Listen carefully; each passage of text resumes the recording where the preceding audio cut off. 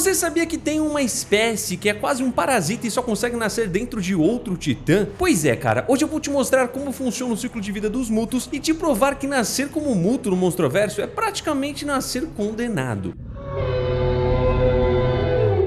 E aí, meu querido, tudo beleza? Eu sei que muita gente lembra deles só como os monstros do Godzilla de 2014, mas a história deles tem tudo a ver com a história do Godzilla. Ah, e antes da gente entrar na fase dos ciclos, tem uma coisa importante pra gente poder entender sobre os mutos no Monstroverso. Eles não funcionam como um animal comum. Por exemplo, a maioria dos titãs parece ocupar um espaço natural no planeta. Alguns controlam território, outros equilibram o ambiente, só que com os mutos o buraco é bem mais embaixo. Em vez de nascer, crescer e caçar como qualquer outro predador, o ciclo dessa espécie começa dentro do corpo de um outro titã. E já adianto pra você que não é qualquer um não. Agora pensa comigo, se o ciclo dos mutos começa dentro do corpo de um outro titã, então alguém precisa dar o primeiro passo nesse processo, certo? E quem faz isso é a forma mais rara e perigosa dessa espécie, a Muto Prime. Ela não é apenas uma versão maior dos mutos que vimos em 2014. Na prática, ela é o estágio máximo de toda a linhagem. Uma criatura muito pesada, com membros gigantescos, feitos para poder esmagar carapaças de outros titãs e equipada com estruturas especiais que existem para uma única função: implantar ovos dentro de outro monstro. Isso fica bem claro em Godzilla Aftershock, quando mostra que o Muto Prime usa um titã como hospedeiro. E não, mano, como eu falei, não é qualquer titã que pode ser a incubadora deles. Ela usa ninguém mais, ninguém menos do que a espécie do próprio Godzilla. Na HQ foi explicado que em algum momento do passado, um membro antigo da espécie do Godzilla, conhecido como Dagon, entrou em confronto com uma dessas criaturas. E desde sempre o objetivo da Muto Prime não era matar o adversário, era fazer do corpo dele a base para o seu próximo ciclo. E spoiler, isso aconteceu, tá? Mano, você pode estar se perguntando: ah, cara, mas como um Gojira perdeu para um muto? Eu te entendo, tá? Eu também pensei nisso. Mas o corpo dos mutos tem adaptações pensadas para poder lidar com esse tipo de adversário. Pulsos eletromagnéticos capazes de interferir em energia ao redor, membros extremamente pontiagudos que conseguem perfurar carapaças muito resistentes e um comportamento quase parasitário quando chega a hora da reprodução. E é justamente aí que o ciclo começa a ficar mais pesado, porque quando o muto chega ao ponto de iniciar uma nova geração, ele não simplesmente coloca ovos em um ninho ou em algum canto protegido, ele implanta esses ovos dentro de um hospedeiro, assim como no Dagon. Sabe essas estruturas que acabei de falar que o muto tem? Pois é, são essas estruturas que procuram justamente as partes mais ricas em energia nuclear, garantindo que os embriões tenham acesso direto à radiação de quem precisam para poder crescer. Detalhe mais triste para mim desse processo é que o hospedeiro permanece vivo, passando por uma morte basicamente lenta por exaustão nuclear. Então, enquanto os embriões se desenvolvem, eles drenam a energia radioativa do hospedeiro pouco a pouco, fazendo com que esse titã ainda continue vivo, mas cada vez mais fraco, enquanto os futuros mutos se alimentam dele. Ou seja, desde o primeiro momento do ciclo, a sobrevivência dessa espécie já depende da morte lenta de outra criatura colossal. Quando morre, o hospedeiro já cumpriu exatamente o papel que a espécie precisava. E é justamente aí que o Muto Prime se separa do resto da espécie. Ela não aparece só como mais uma fase do ciclo, mas como uma criatura que coloca esse horror inteiro em movimento. Essa parte da drenagem você já entendeu, né? O que importa agora é o que acontece quando tudo isso termina. Então, quando o titã morre, os dois descendentes não continuam se desenvolvendo do mesmo jeito. E essa diferença já começa a definir o papel de cada um dentro desse ciclo. O macho amadurece primeiro, já a fêmea ela continua se formando por muito mais tempo, porque o corpo dela precisa atingir uma outra escala de tamanho. Ela não surge só para poder sobreviver, né? No futuro, ela vai ser quem vai carregar os ovos da próxima geração e sustentar o próximo ninho da espécie. Ou seja, mesmo antes de nascer completamente, os dois já estão sendo empurrados para funções diferentes. Um sai antes, o outro demora mais para poder ficar pronto. E essa divisão não é aleatória, porque ela prepara exatamente o que vai acontecer na etapa seguinte. E é exatamente isso que vemos acontecendo em Godzilla de 2014. O fim desse ciclo secreto e o tanto de estrago que essas criaturas podem e querem fazer. Depois de décadas sendo mantidos em segredo pela monarca, um dos esporos acaba sendo transportado para uma instalação de armazenamento de material nuclear em Nevada. Durante anos, aquela estrutura funcionou como um gigantesco depósito de material radioativo, exatamente o tipo de ambiente perfeito para um embrião de muto continuar se alimentando e amadurecendo, né? Até que um dia o casulo finalmente se rompe. É ali que vemos nascer o muto macho. A criatura emerge da estrutura metálica praticamente pronta para poder agir. E mesmo nesse primeiro momento já dá para perceber algumas das características que fazem dessa espécie uma ameaça tão perigosa. E uma das primeiras coisas que esse bicho faz é soltar pulsos eletromagnéticos. Esses pulsos são fortes o suficiente para poder desligar equipamentos equipamentos eletrônicos, interferir em radares e até derrubar sistemas de comunicação. Não é um detalhe aleatório da criatura, e essa é uma adaptação evolutiva extremamente útil contra armas humanas e sistemas eletrônicos. Logo depois de nascer, o Muto Macho já começa a seguir um comportamento muito específico. Ele passa a buscar mais radiação. Isso inclui instalações nucleares, submarinos e até ogivas militares. Para essa espécie, toda a fonte de energia nuclear funciona basicamente como combustível. Só que encontrar radiação não é o objetivo final. O objetivo real é encontrar a fêmea e seguir para a próxima parte do ciclo. Só que para tudo isso fazer sentido, a outra metade do ciclo também precisa estar pronta, né? E aí que a história do Godzilla de 2014 conecta as duas peças desse quebra-cabeça. O segundo esporo, que continha a fêmea, também foi encontrado décadas antes e acabou sendo mantido sob observação pela monarca. Com o tempo, ela continuou absorvendo radiação e crescendo dentro daquele ambiente cheio de material nuclear, até atingir o estágio adulto. Quando ela finalmente emerge, a diferença entre os dois já fica bem clara. A fêmea é muito maior, mais pesada e não possui asas. E no caso dela, a função já aponta para a etapa seguinte do ciclo, virar o centro do próximo ninho. Mas para isso acontecer, os dois precisam se encontrar primeiro, né? E é justamente aí que entra um dos comportamentos mais curiosos dos mutos. O macho emite pulsos que funcionam quase como um chamado. A fêmea responde a esse sinal, né? E aos poucos os dois vão se aproximando até finalmente se encontrarem. Quando isso acontece em São Francisco, a lógica muda completamente. O problema já não era mais o reencontro dos dois, mas o que eles vieram fazer depois. Quando o macho e a fêmea finalmente se reencontram em Godzilla de 2014, o comportamento dos dois começa a fazer muito mais sentido. Até aquele momento, parecia que a gente estava vendo dois monstros gigantes apenas se movendo pelo planeta atrás de radiação. Mas quando chegam a São Francisco, fica claro que aquilo tudo era só uma preparação. Como eu falei pra você, o objetivo real sempre foi criar o próximo ninho da espécie. A fêmea escolhe um ponto da cidade e começa a depositar os ovos. E a cena deixa claro que não estamos falando de uma ninhada pequena. O chão inteiro ao redor dela começa a se encher de ovos gigantes, formando praticamente um campo inteiro de embriões. Mano, e para que esses filhotes consigam crescer, os pais precisam garantir uma coisa acima de tudo: radiação constante. E é exatamente por isso que o macho rouba a ogiva nuclear transportada pelos militares. Aquela bomba não é apenas uma arma poderosa. Para os mutos, ela funciona como uma fonte gigantesca de energia. Quanto mais radiação disponível naquele ninho, maiores são as chances de que os embriões consigam se desenvolver rapidamente. É aqui que o plano da espécie começa a ficar realmente assustador, mano. Se liga. A fêmea é capaz de carregar centenas de ovos ao mesmo tempo. Se todos eles eclodissem, o planeta poderia enfrentar uma explosão absurda de mutos em um período extremamente curto. Cada um desses novos indivíduos sairia pelo mundo procurando mais radiação, mais território e novos hospedeiros para poder se repetir. Se os ovos finalmente eclodissem e essa nova geração de mutos se espalhasse pelo planeta, a primeira impressão seria de que a espécie teria finalmente dominado o mundo. Centenas de criaturas gigantes, todas programadas para procurar radiação, destruir o que estivesse no caminho e continuar avançando. Em Godzilla Rei dos Monstros, a doutora Emma Russell levanta uma teoria importante sobre o comportamento dessa espécie. Segundo ela, em algum momento os mutos não conseguiriam coexistir em equilíbrio. O que acontece é ao contrário, eles começam a se voltar uns contra os outros. E isso faz bastante sentido quando você olha para a lógica da própria espécie. Esses bichos dependem de fontes absurdas de radiação para poder crescer, sobreviver e continuar o ciclo. Só que esse tipo de recurso não existe em quantidade infinita. Então imagina um cenário: uma geração inteira de mutos espalhada pelo planeta, todos disputando as mesmas regiões, as mesmas fontes de energia e o mesmo espaço para poder continuar existindo. Mais cedo ou mais tarde, essa convivência viraria guerra. Ou seja, o que começa como expansão da espécie acaba virando disputa até sobrar só o que for forte o bastante. Os machos provavelmente morreriam primeiro, seja em confronto direto, seja depois de cumprirem a função reprodutiva. E entre as fêmeas, a disputa seria ainda pior. No fim das contas, só a mais forte conseguiria permanecer viva tempo suficiente para poder alcançar o próximo estágio. Então, até quando os mutos parecem estar vencendo, o ciclo deles continua sendo uma carnificina. Depois dessa sequência de disputas e mortes entre a própria espécie, o ciclo finalmente chega ao último estágio, quando apenas uma fêmea permanece viva e reúne as condições necessárias para continuar o processo. O corpo dela entra em uma transformação final. Esse titã começa a entrar em um estado de dormência e com o tempo o próprio corpo passa por uma metamorfose. A estrutura do corpo muda muito, os membros se tornam mais grossos e poderosos, a carapaça fica mais resistente, espinhos surgem ao longo da coluna e o corpo desenvolve estruturas especializadas capazes de perfurar até mesmo o couro extremamente resistente de um Godzilla. Quando essa transformação termina, aquela criatura já não é apenas mais um muto, ela se torna uma Muto Prime, lembra dela? E é justamente nesse estágio que o ciclo reinicia. A nova Muto Prime passa a procurar um hospedeiro poderoso o suficiente para poder sustentar a próxima geração, idealmente um membro da da espécie do próprio Godzilla. Depois de derrotar esse titã, ela implanta os ovos no corpo do hospedeiro e o processo inteiro começa outra vez. É aí que a gente consegue entender o tamanho do problema que os mutos são, né? E agora você entende porque o Godzilla fez tanta questão de acabar com os dois mutos. Porque não era só uma criatura que estava atazanando a vida dele, era a espécie que colocaria a própria vida dele em risco. Ou seja, era um ou outro, né? Porque pro muto viver, o nosso lagartão precisaria morrer. Mano, já deixa o like e segue o canal. Fique com Deus, um abraço a nós. Tchau.